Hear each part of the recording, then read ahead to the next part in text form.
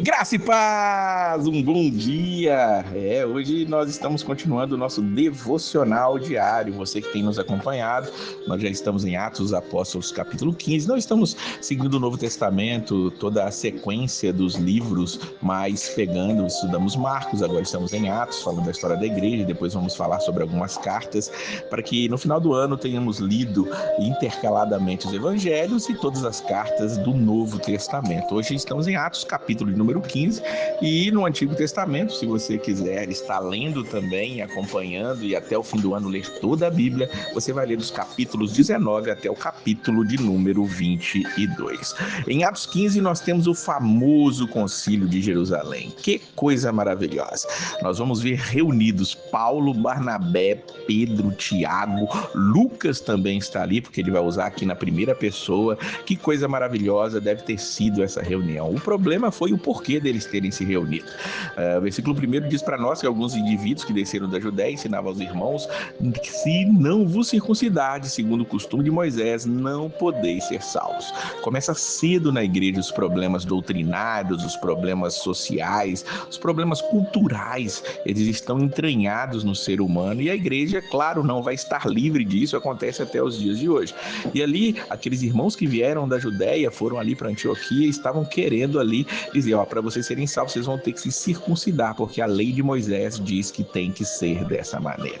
E ali houve, claro, uma contenda, porque Paulo já estava pregando a justificação, a salvação pela graça, que tinha entendido desde muito cedo isso, e houve parte de Paulo e Barnabé uma contenda e não pequena discussão com eles. Resolveram então que esses dois e alguns outros dentre eles subissem a Jerusalém aos apóstolos e presbíteros com respeito a esta questão. Aqui vemos mais uma vez a ideia de uma liderança plural. Os apóstolos e os presbíteros estavam unidos ali na igreja de Jerusalém, que era uma espécie de quartel-general, era onde tudo tinha começado, e as pessoas iam até ali para buscarem a sua opinião, para saberem o que fazer e como fazer. As igrejas iam até ali.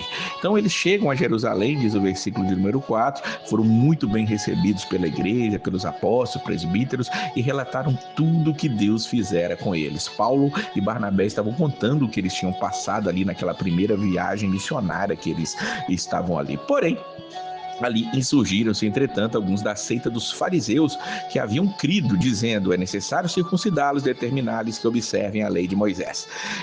Veja que os fariseus também estavam se convertendo, só que eles se convertiam, mas ainda queriam impor as suas leis, aquilo ainda estava entranhado nele, aquela coisa daquela perseguição na época de Jesus ali, de quererem pegar Jesus em alguma falha. Os fariseus eram os guardiões da lei, se sentiam dessa maneira e continuavam assim mesmo depois de terem crido. Então, o versículo 6 diz para nós que eles se reuniram, os apóstolos presbíteros, para examinar a questão. E aqui começa o famoso concílio. Primeiro, Pedro ele vai tomar a palavra, vai falar para eles tudo aquilo que aconteceu com ele ali em Cesareia, quando ele vai à casa de Cornélio, ele conta tudo aquilo, e ele diz aqui no versículo 8, concedendo o Espírito Santo a eles, como também a nós nos concederam. E aí ele pergunta, por que tentais a Deus pondo sobre a serviço dos discípulos um jugo que nem nossos pais puderam suportar, nem nós? Versículo 11 ele diz maravilhosamente, fomos salvos pela graça do Senhor Jesus, como também aqueles o foram. Veja que Pedro agora, ele já tinha entendido essa graça, já tinha entendido o amor de Deus, já tinha entendido que gentios e judeus podem conviver juntos, e estava dizendo, eles receberam o Espírito Santo tanto quanto nós recebemos, o que mais podemos fazer? Foi a mesma coisa que ele fez lá na casa de Cornélio, se eles receberam o Espírito Santo tanto quanto nós, como eu vou negar o batismo nas águas se eles já receberam o Espírito Santo? Depois de Pedro falar, foi a vez de Barnabé e Paulo, diz o versículo 12, eles contavam quantos sinais e prodígios Deus fizera por meio deles entre os gentios. Veja que Barnabé e Paulo agora tiveram oportunidade para falarem ali naquele concílio, e eles puderam testemunhar que Deus estava operando sinais e maravilhas no meio dos gentios, atestando a pregação da palavra e a conversão daqueles homens. Por fim, quem vai falar é Tiago. Depois que eles terminaram, falou Tiago. Tiago deu a palavra final. Nós vemos aqui que Tiago, irmão de Jesus, agora o outro Tiago, irmão de João, já tinha falecido, ele tem ali como uma certa liderança, um bispo ali, um líder de líderes ali dentro daquela igreja, E ele vai dizer ali nos versículos 15 e 16: confere com isso as palavras dos profetas, como está escrito: cumpridas essas coisas, voltarei e reedificarei o tabernáculo caído de Davi, e levantando de suas ruínas, restaurá-lo-ei. Tiago aplica aquela ideia do tabernáculo caído de Davi ser restaurado à pessoa de Jesus Cristo, que se levantou e agora estava o restaurando. Tem muita gente que olha para essa profecia e acha que vai ser levantado o templo no fim dos tempos, aquela situação toda, mas aqui a melhor interpretação e a única interpretação correta é de um apóstolo, de Tiago, o irmão de Jesus.